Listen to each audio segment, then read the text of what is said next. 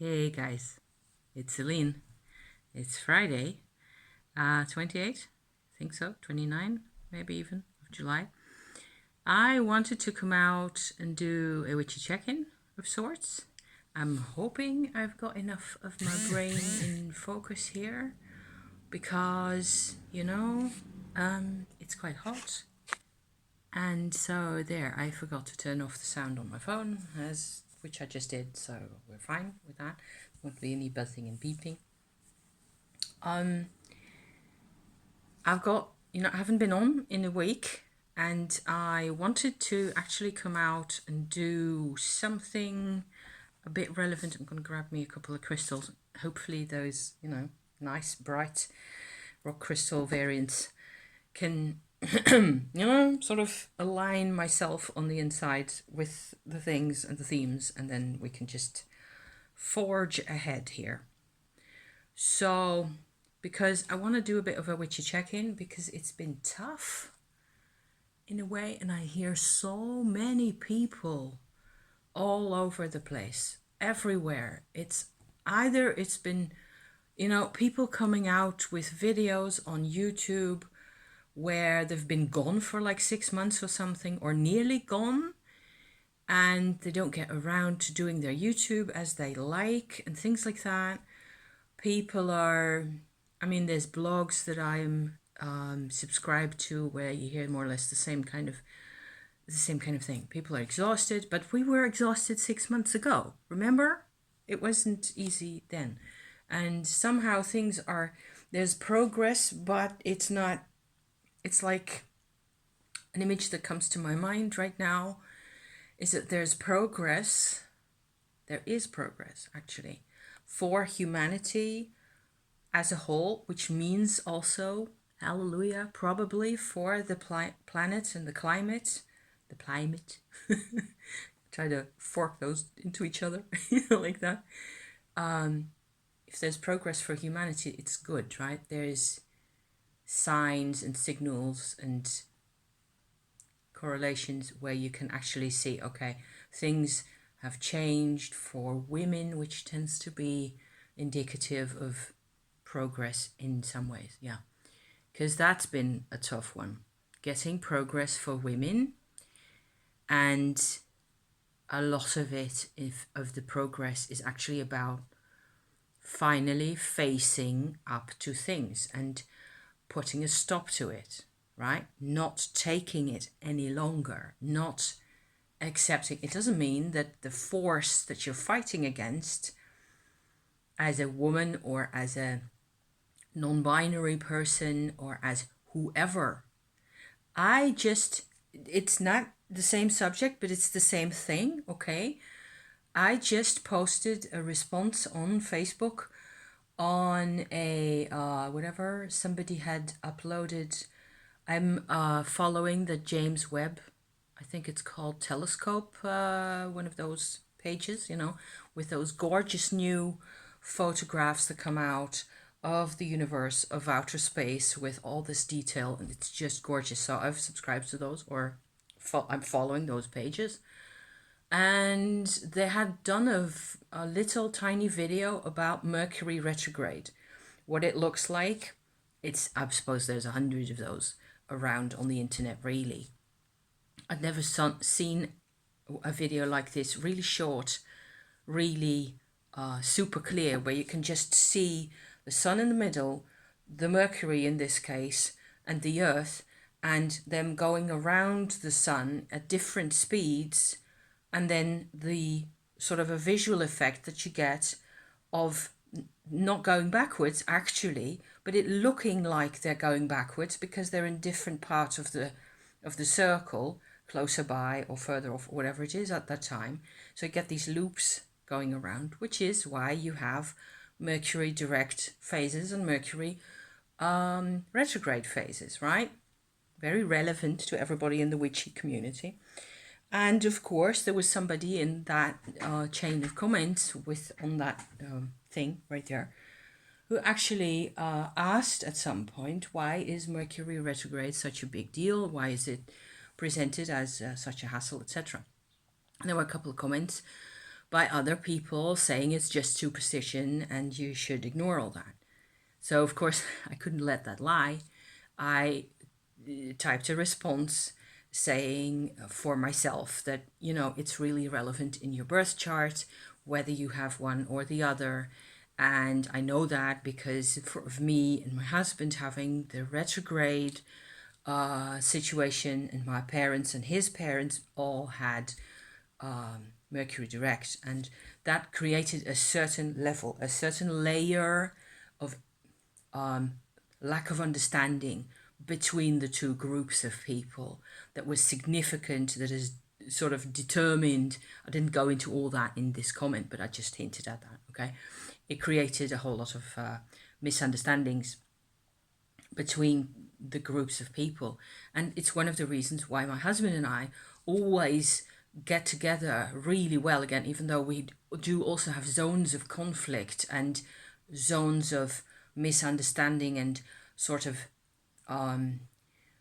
going off in a completely different trajectory compared to the other person. But we always find each other again, because there's always a phase at some point where we decide it's time to get grounded a bit more, to have a nice meal together, to sit down and have a card game or something, and we both contribute our own versions of the facts, to the situation, and we contribute a certain understanding and all that, and then you get this, it jives, and that's really beautiful. So whether you're direct or retrograde, it doesn't make one of them bad, it's just different. And if you team up with somebody long term, whether it's for friendship or intimate relationships, or even if it's your kids, it's useful to know, if you're a retrograde like me and you would have gotten a child that's got Mercury direct, I have to be aware of that they are not going to have the patience, no matter what other patient aspects they may have in their chart. They're not going to have the frame of mind necessary to endlessly chew over the cud of whatever has been happening to you. This is a very Mercury retrograde channel, okay? I go over stuff over and over and over again. I'm quite capable of coming back to things now that I'm back here. I'm feeling really good about that, because I need to express these kinds of things also, this channel is really about chewing the cud and getting in there and seeing what you can extract from things, and whether, a Libra ascendant, even me, my husband also, that's the other half, I suppose, of the successful relationship that we've had for a long time. The Libra wants harmony, wants to connect, wants to make sure everybody's fine and okay and feeling good enough, and feeling productive and being participating and things like that. So that's the other side that's really also very much there. And I'm always about, so I can't stand people saying blatantly like astrology is just superstition, because you were badly informed if that's what you think. And you should get informed before just typing your thing in there and getting people's, antenna hurt, because you're hurting my antenna. Don't do that. Don't hurt the antennas, There's lots of people. So that brings me to another thought here. I'm going to have lots of thoughts first. Just regular H2O in here, but I need it. The other thought, I keep having, okay, so I've had a bit of a difficult week again. The astrology has definitely played a huge part in that, because I think it was Wednesday with a new moon at some point, but that was in Leo. Before the new moon, actually a day or so, a whole day, 24 hours before the new moon, the moon passed over the apogee, so the lunar most distant position in the chart, as well as Venus in Cancer at 10 degrees, okay? And I had a really tough time with that. It was, again, I don't know whether it's because of my tumor. I'm starting to be more and more convinced, really, but this isn't something you can find anywhere or that you can Google. So I just have to go with my own gut here. I think it's my Tumo practice that has made me more and more sensitive to moon, especially moon influences. And the combinations of, it's like I have this zodiac in my flesh now. And I'm kind of viscerally, at some level, aware of planetary positions of my ancestors going a couple of generations back. It explains so much consistently of how I am doing day to day that I can't, it's just a sort of a hypothesis that I'm accepting now, that because of the Tumo clearing out all my systems, I have sort of grown into a state where I am sensitive to the whole zodiac now. So this moon in Cancer passing Venus right there, that was especially relevant. And I had a couple of thoughts that had to do with that.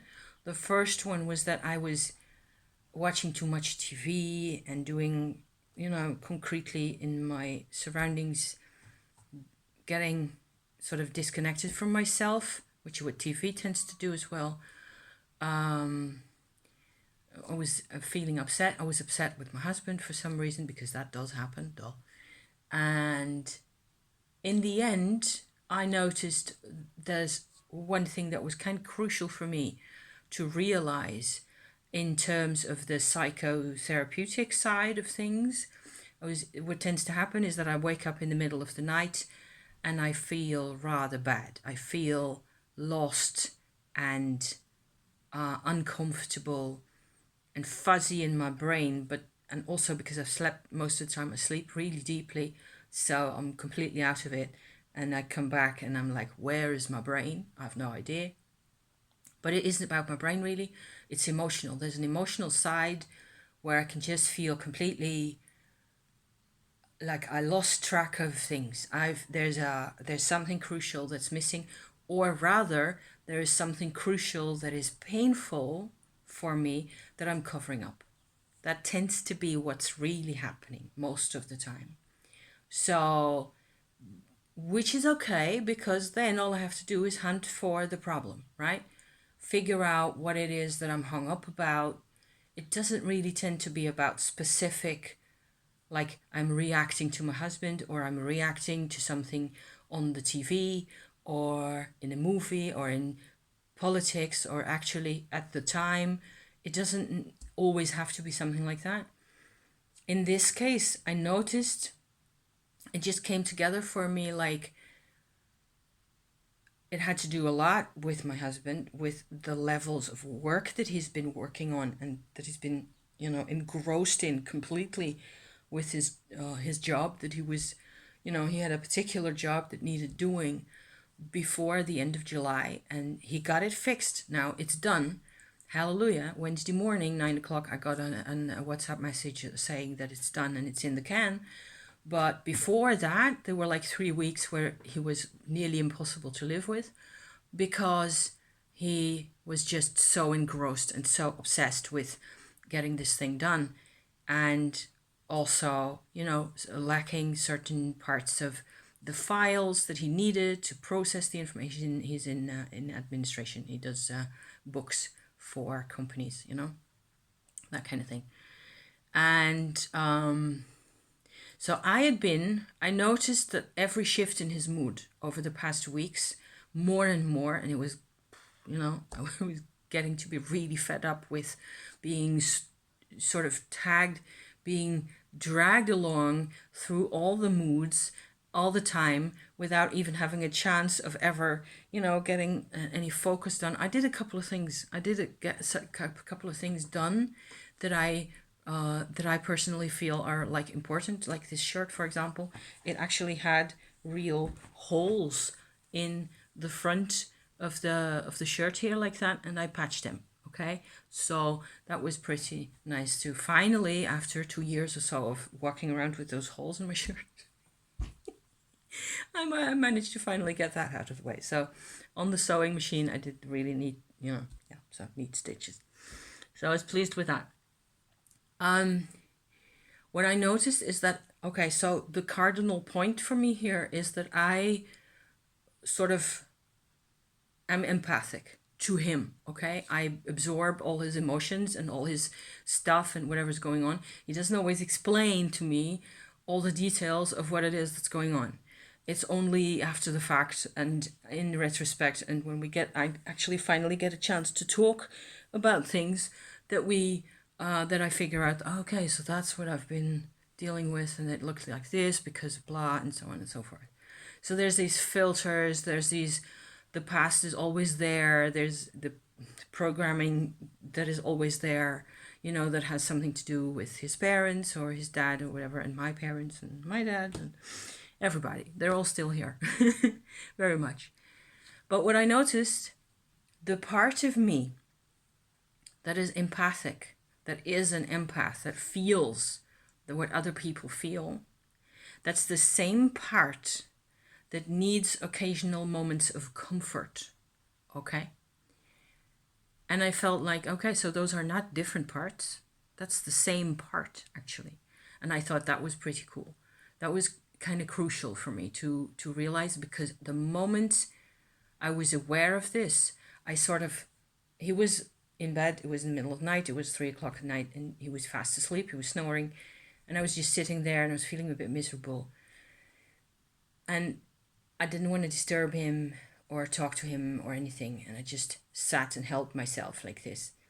And I realized this, and I felt like, okay, so I can comfort myself a bit. And it's really the same part. You have worked so hard. You've done all this work following along in those emotions that everybody's having. Not just my husband, mainly my husband, but other people as well, out on the internet, wherever I am, on Facebook or wherever. I am constantly engaged with people that I'm, things that I'm reading and posts that I'm reading and things. I'm always trying to, put a nice comment in there or send people courage or healing or good vibes or whatever. And it gets to be way too much. And the part of me that is empathic and that follows along is the same part that also needs me to comfort it. It's the part that needs comfort from my husband as well, from the world, from my mother, if possible, who's no longer here, but, in spirit. The moment I realized that, I felt better. I felt seen in that way.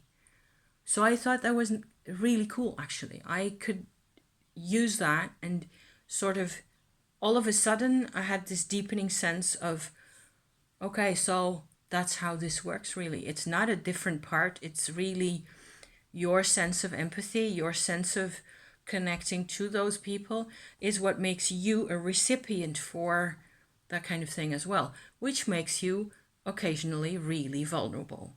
And so that's the risk, right? It's not only vulnerability, because everybody's emotions come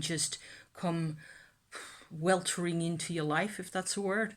Just, tsunami style into your days the whole time.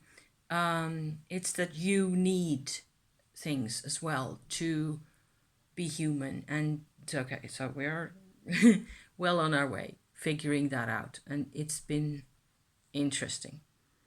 So back to the moon thing, the moon in Cancer. I had another couple of thoughts regarding that, because it really helped me also to figure out, once that transition through this Venus position and all that was over, I got around to seeing what was happening. And I suppose I had cards, even tarot cards, which, without going into too much detail, showed me a part of the way forward as well, which was that for me, without going into the astrological detail even, there's a conflict inside me between, which happens, I think, for loads and loads of people, maybe for everybody, maybe it's part of being human, the conflict between self-determination and creativity, individuality, belief in oneself, belief in, for me, for example, developing my own ideas, expressing my ideas in this way or in other ways,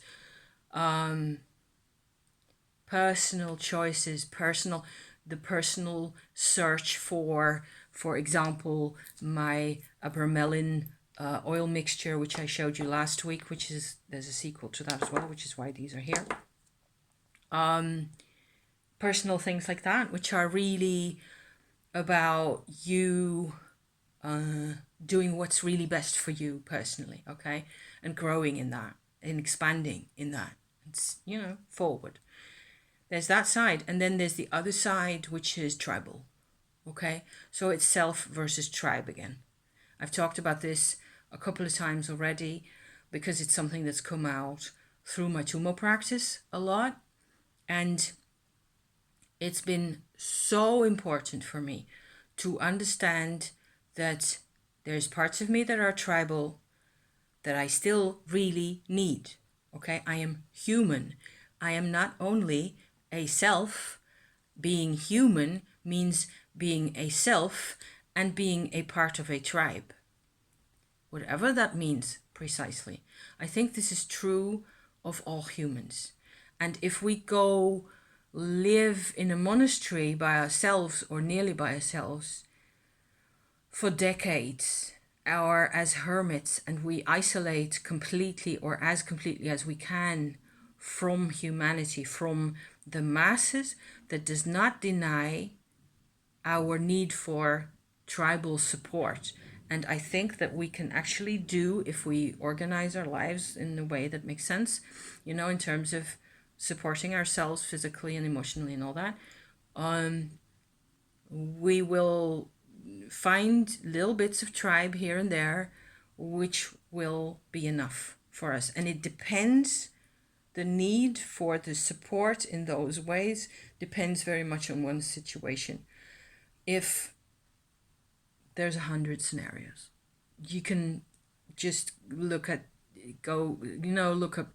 things like tiny houses and people moving to tiny houses and things like that, because they want to reduce the amount of stuff that has, an impact on their lives and the impact that their lives have on life in general and the surroundings and things like that. There's loads of those kinds of different choices being made every day at this moment, certainly. And I think that that's one of the things that I wanted to point out, like when I was saying just now that we are in a situation where we are actually making progress in 2022. Only you don't see it because all the conflict matter, the opposition is all still there. Okay, so we're constantly fighting for things and it's exhausting, but we are coming out of a state where we didn't used to fight. Okay, so where what we're dealing with basically is what do you call that? It's just not been looked after. The world, the climate, industry, the production of plastics, things like that just get me completely wound up, those kinds of things. A lot of that is that it's never been looked at properly. And nowadays, there's just so much infrastructure that's in place that supports the patriarchy and the economy and the endless search for wealth and things like that have been dominant for the past 200 years in this Western capitalist society, that you can't just get rid of the infrastructure without hurting a lot of people as well. So it gets really complicated to change anything, actually, but it needs to be done. And the battles need to be fought. And I suppose these are really interesting times in that way. So coming back to myself and my self versus tribe business, I was looking at those astrological positions at that time during the week. And I noticed that I really felt like I was kind of torn in half. And that's what hurt me. And that's why I was upset with my husband as well, because he was connected to the whole thing astrologically as well, which is why I reacted badly to his vibe at the moment, at the time, the night before. And I just couldn't deal with it anymore. But as a result of the whole process, I realized that it's actually quite simple. In my opinion, nowadays, I should have brought my journal because it's in there. But you can imagine, if I just picture it for you, you will be able to imagine what I'm trying to say here. Is that the whole of the 12 signs of the zodiac, okay? The 12 signs are alternately focused on self and focused on tribe. Focused on self, focused on tribe, focused on self, focused on tribe. All around, like that. So the result of that is that you get two 6-pointed stars, okay? Like this. With one of the stars is all self and manifesting being a person, whatever that means, having a job, doing the things, having opinions, especially that, being about certain things and not about other things, being busy, engaged, having a life. And the other of the 6-pointed stars is about connection, much more.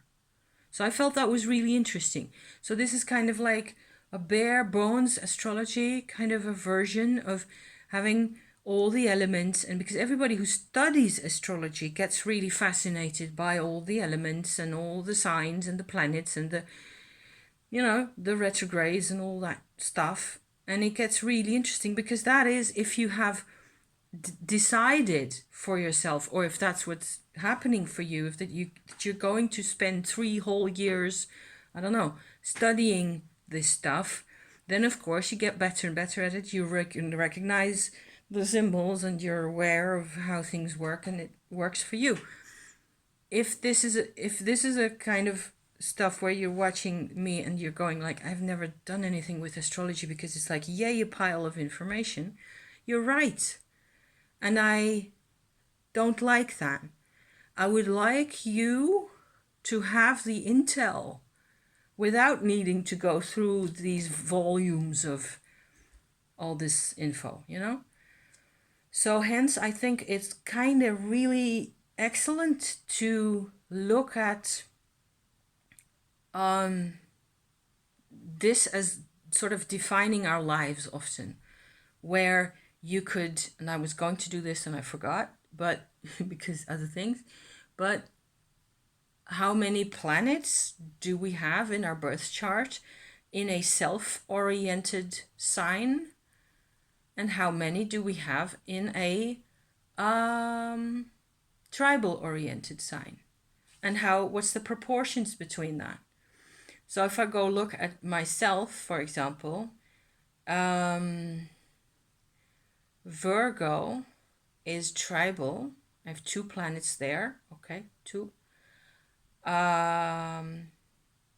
Other tribal sign is Cancer. I have 3 planets there. That's 5. Scorpio is tribal. Yes. Neptune, 6 planets. It turns out that I have also my north nodes, my north and south nodes, which I would quantify as an important position, They're tribal.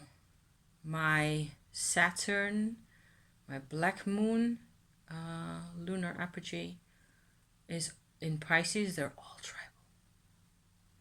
All I have that isn't tribal really is my moon, my sun, my ascendant, and my Mercury.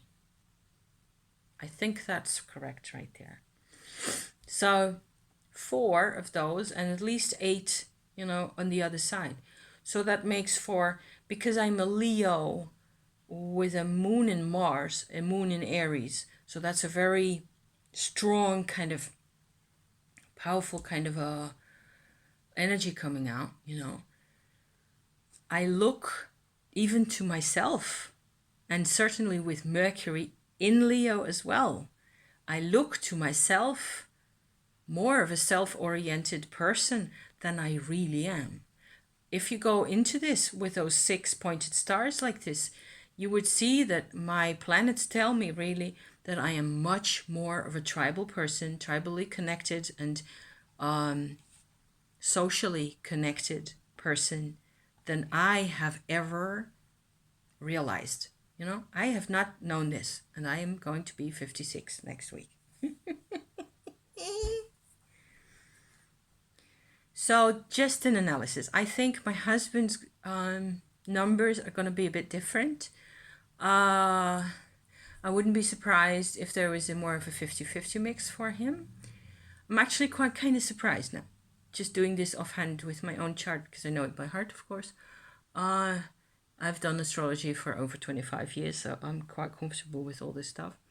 But I still feel there's way too much jargon, and nobody can really explain to you why it is that things work in a certain way.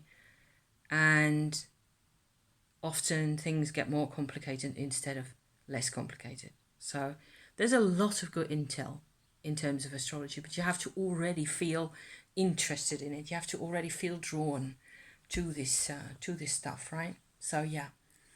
So with the Cancer moon that we were having, I really came to this perspective where it was really okay for me that me being human means this type of connection, which I never really lived through, because my relationships have sucked all my life with my parents. Everybody except my husband, you know, I have problems with, which is why I'm on the internet, because here, you know, I can do whatever I can do this. And it turns out people have really different expectations from you in real life,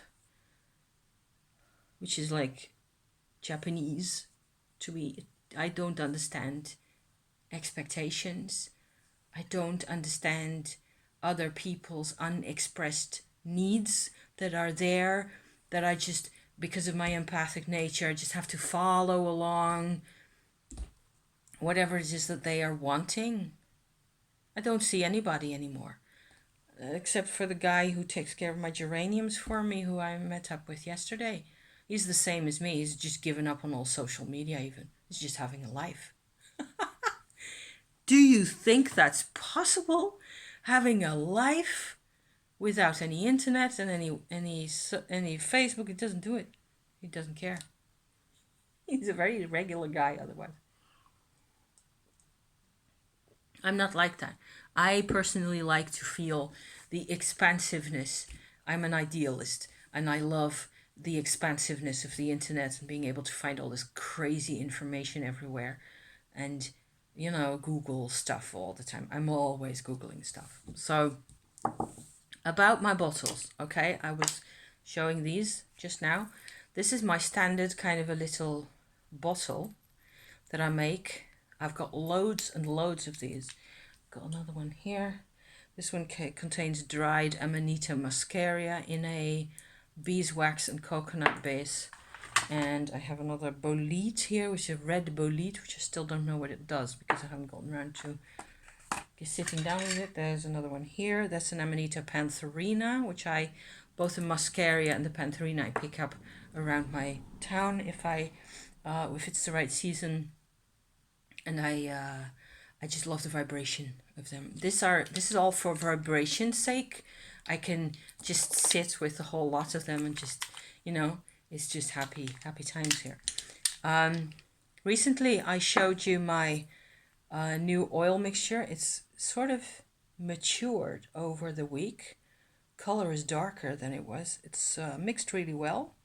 The little bottle, what you see here is salt, pink Himalaya salt, inside the flask. And inside the flask is a tiny flask that contains this lovely orangey oil mixture, which is basically cinnamon and cassia and what was the other one? Myrrh oil and calmness, okay, in down in the proportions, 4:2:1 proportions in there. This is such a wonderful mixture. As a result, I was this is coming with me on holiday later in the season, because I'm not going anywhere without both of these, and maybe I'm bringing the amanitas as well, for just for heck's sake. I made these as well. I've got loads of these. There's videos about this stuff as well.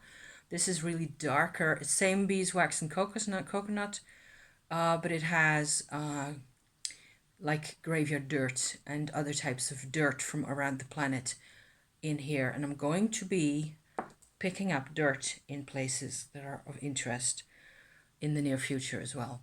So, and there's witch's powder here. It just says WP here, which is brick powder. And this, if you want to, into this, Google it. It's all over. So back to the Abramelin. The Abramelin formula is an oil, I suppose, a sacred oil mixture that you can. I've still got to really figure out how to use this, how you can do useful things with this. I felt last week very strongly when I first made this one that it gave me a sort of it's like a portable temple. Okay, it's like a portable sacred space, completely different from the other ones. And I'm suddenly hung up on how you might integrate that with graveyard dirt, if possible, and or any of the others. Why not? Maybe not. Maybe you don't need to do that. Portable sacred space. Okay? And I needed that really badly, which is why I was Googling all the things. Because in the Tumo that I am doing lots and lots of Tumo energy in my brain also. And so far it's going really well. I don't think I'm having issues with that so much. There's been phases where I was just being super sensitive to things. I've had a couple of zits as well, where my skin just obviously reacted to the process by pushing out fluids and things like that. So that's been a bit of annoying. Other than that, emotional things that are just as much the moon and the situations and things going on over the past 6 months. So not so much. But I felt very strongly that what with the energy in my actual mind changing through the Tumo, okay? Let me see what time it is. 38, God, really. Teeny tiny Tumo update, okay? The mind is a part of the brain in how I experience it. The mind is what you use to think with. Most of the time, there's a part of the mind that is actually doing the actual thinking, and then there's parts of the mind that are part of it, but that you don't notice as much. The sub or lesser conscious parts of you and the childlike parts of you, they're really important. And that's also where you're connecting the mind to the emotions and to the body. Okay? And there's so the the real mind is actually the top layer ish, or the front layer, which you actually actively and consciously use to think with. And so what happens, I think, with the Tumo at this level is that, if you don't know what Tumo is, I've done videos. They're down there. Okay, so just go, please visit and check them out. The thing is that you're changing your mind from, funnily enough, from the unconscious upward, which sounds to me utterly priceless and magical and scary and adventurous and all those things, all those really wonderful things. This is my MO, to the bone, okay? Actually, from the bone. So you can do all sorts of Tumo activations. It turns out that there's all sorts of levels of activations. There is a separate probably third Dantian level activation that ends up happening in here. You just have to come back to it again and again and again and again, 30 times, come back with the energy, let the energy do its work, follow the channels, use the channels. It just goes on and on. But it ends up changing your mind from the unknown regions forward into your conscious brain. Your conscious brain is the last part to know, which I find hysterically funny. In the whole thing of that, okay, I have been pretty confused and upset with myself, with the world, with people, with humanity, with my husband, anybody and everybody, and including and up to a lot of myself and my past. Again and again, I was resenting, resisting, fighting what it was that I had.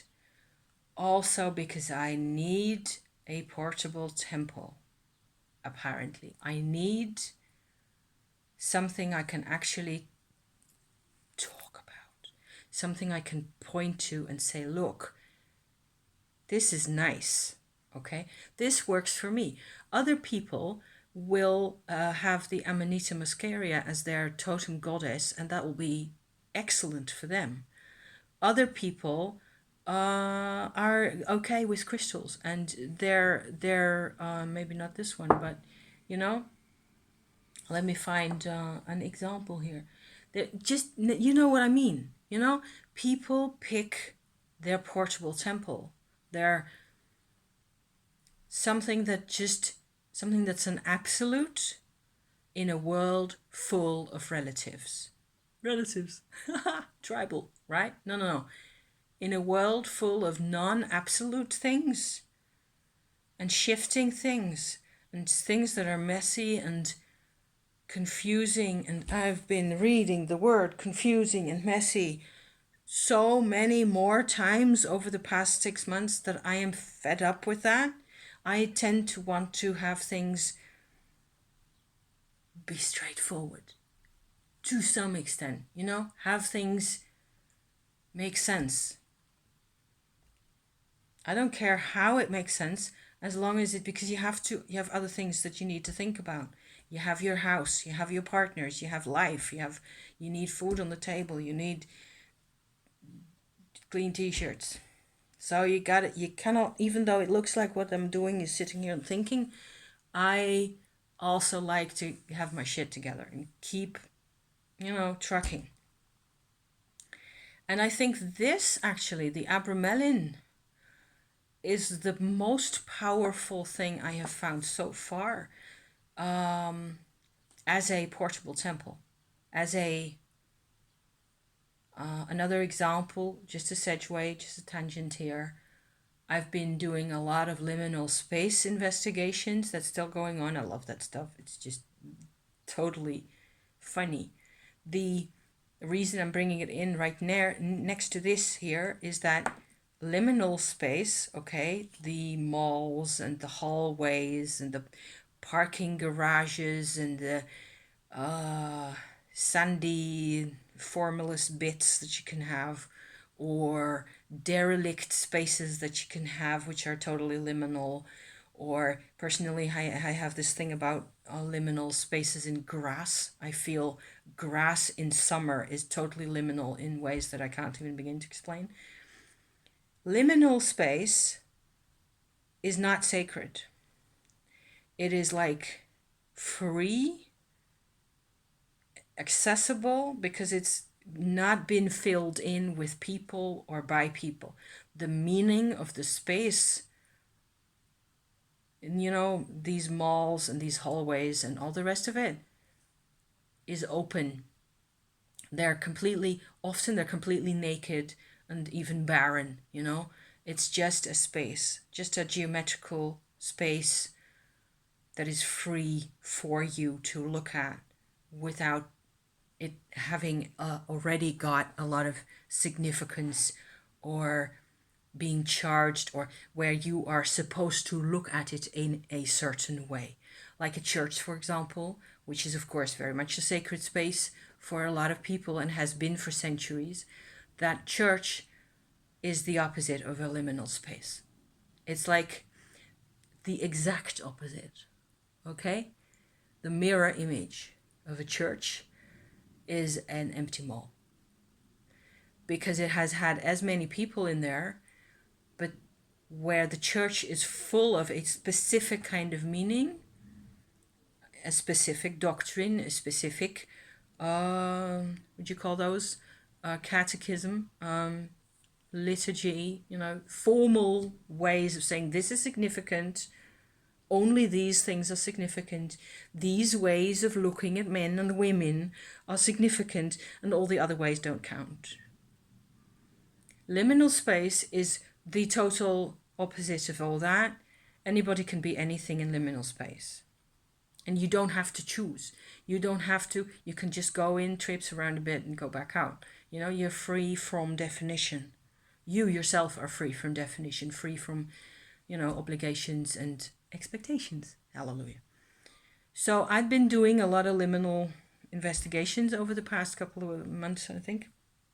And I ended up wanting something that would give me a sense of pole star, of due north again. In all the old types of content, old types of significance versus new types of freedom, which I love, I needed something that is sort of actively spiritual, that activates my sense of my magnetic compass needle inside me. This activates my compass needle. Very special. So concretely, I have this other bottle now that contains a lump, a very fragrant lump. It's actually not the same exact oil that's in here. It's nearly the same, but it contains less cinnamon and more cassia oils. The reason it's a lump is that it has, see all the spots in there? The pale bits are actually sandalwood powder and myrrh and benzoate resin, ground fine in the mortar. And I added the oils into there, and it just all clung together into a big lump. But in it, the same oils actually were added. So the cinnamon, the cassia, the myrrh, and the calamus, right? The calamus is also in here. This smells really nice. It's like a refreshing kind of an effect. A bit like rose, fresh rose fragrance from the flower, like that. In your mind, in your head. It's really good for your head, I think. It's also kind of encouraging because myrrh and cinnamon, they tend to be just boosters, right? For courage and things. What I have done with this is I made another pot which looks like this. So just I thrift these all the time. If I see them in thrift stores, it's like, bring them to me, baby. Whether they're round or square, or this is a hexagon, really cute one. I got my mugwort flower parts, only the tops of the stalks right there, ground those up in my mortar, and I added, I don't know, 1/10 of a teaspoon or so of this ground mixture here, including the oils and all the rest of it, in there, ground the whole thing up in the mortar a bit more, and I have used this on like aluminium foil, like so, with a burnt out by now tea light underneath. You get this wonderful, you get the actual abramelin fragrance a tiny bit, and it's like riding on top of the mugwort, which is really soothing and utterly spiritual. I will be using this all winter, I think. I've used the other one. This is another incense mixture that I've made last year using cypress cypress tree fruits that I got in the south of France, ground up in the mortar with benzoate resin, and there's a couple of other things in here. I used this a lot. There was twice as much at least. The whole pot was nearly full. And I used, can you see that? It's too shiny. Well, yeah, there you go. Okay. I used up quite a bit of that because it smells amazing. In the same way over the tea light, okay? In this way, this works just beautiful. So this is sitting on my table, and the abramelin. I'm all calling that whole thing abramelin because of it's this typical abramelin combination of cinnamon, either or cassia, which is the same thing as cinnamon really, but different version, myrrh, a lot of myrrh in there, and calmus. In my case, the Order of the Golden Dawn people pretend that you should also use galanga instead of calmus. I have not tried that, and I don't think I use galanga root in food, in Indonesian food, quite a bit often, especially when it's hot weather like this. I don't think it's comparable to calmus. I think it is another spiritual decoy. A decoy where people are trying to sell you something, make you fall for something that isn't really the same. So that happens a lot of times, all over. I don't need to tell you this. So lots of fun with these. I tend to just carry these in my little baggie with me. I have witch's powder, which I tend to bring in one of those graveyard crone. This is the first graveyard dirt mix that I made. It's a completely different vibration. I might just as well take the whole kit with me here and just stick these in my bag, and because yeah, it better be safe than sorry. I like to have my things with me. How far? 51. Great. Thank you for watching. I hope this was of interest to you. Lots of astro, isn't it? I hope it's enlightening. Wouldn't that be something? Enlightenment for everybody. Okay. See you next time. Bye for now. Thank you for watching. I love you to pieces.